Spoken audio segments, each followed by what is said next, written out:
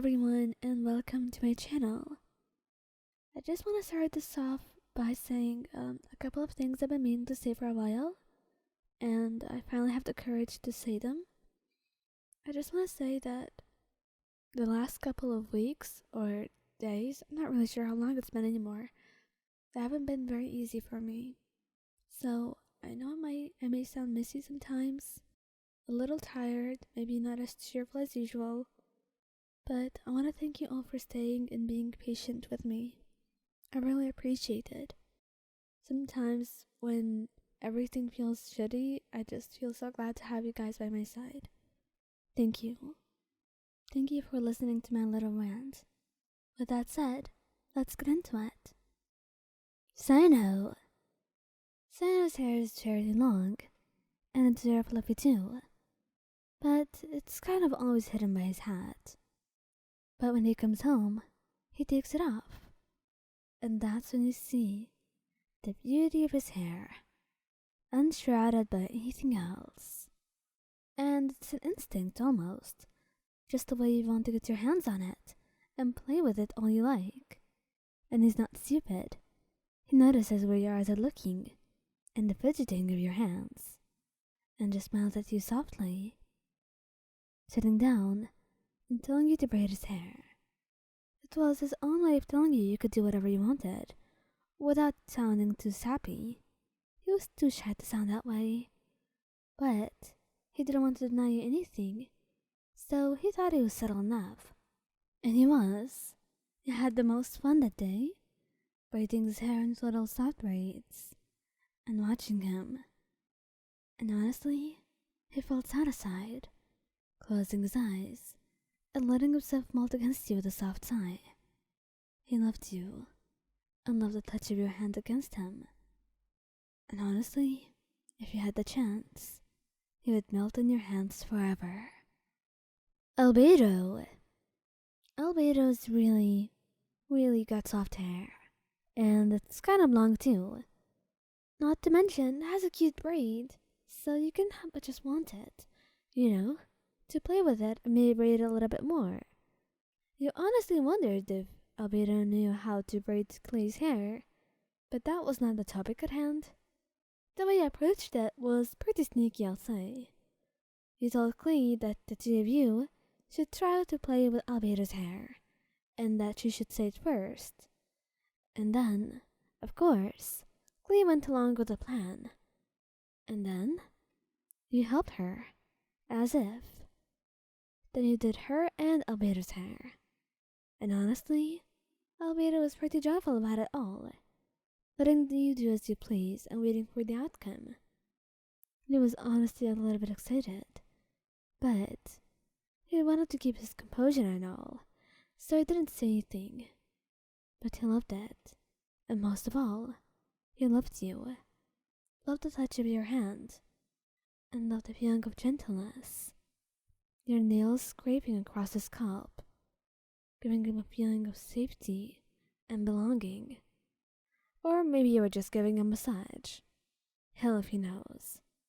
But what he knows right now is that he's happier than anyone on earth.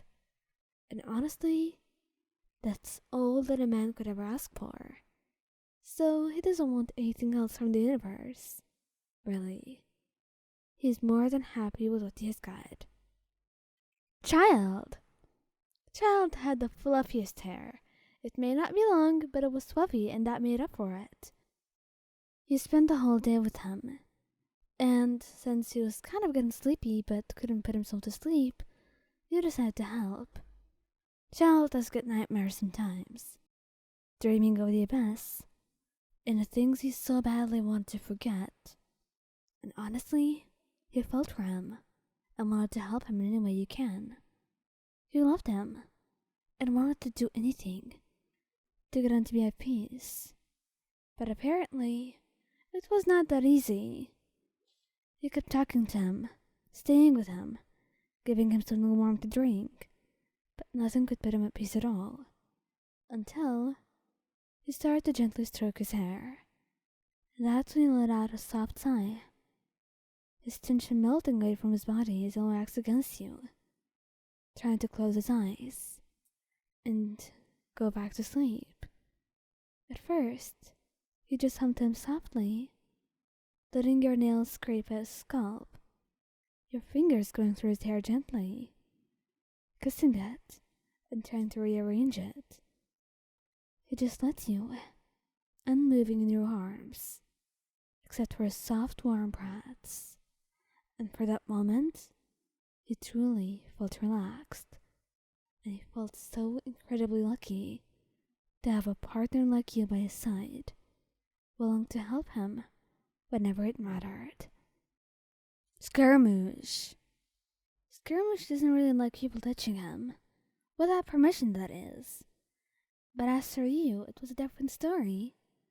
He liked it, but he wasn't really used to it, which is the reason he didn't want others doing that too.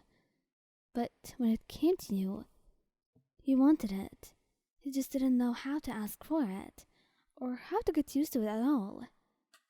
It felt so different from anything he was used to. So gentle, too nice and too kind. However, with enough time, it was becoming a regular thing. Except for maybe this. He was kind of exhausted, having a headache, and he started to massage his temple. And though he flinched a little bit at first, he then let you, letting out a soft breath and closing his eyes again. But then, her hand gently went to his hair, stroking it, murmuring to him about how beautiful it is and how soft it seemed like. And just right then, he opened his eyes, stiffening a little bit in surprise. And that moment he apologized, feeling bad for surprising him like that. Then he just shook his head, looking away from you, to hide a small blush in his face. He loves you. He loves you so much. And though everything might feel odd, especially when you're just starting out like this, he feels so grateful to have you and be comforted by you like this. So many moments in his life, he was discarded for just being himself, for feeling pain, for feeling like he wants to cry, or anything that was human to feel. And being with you, it really made Scaramouche feel human, and that was something he has yearned for as long as he lived.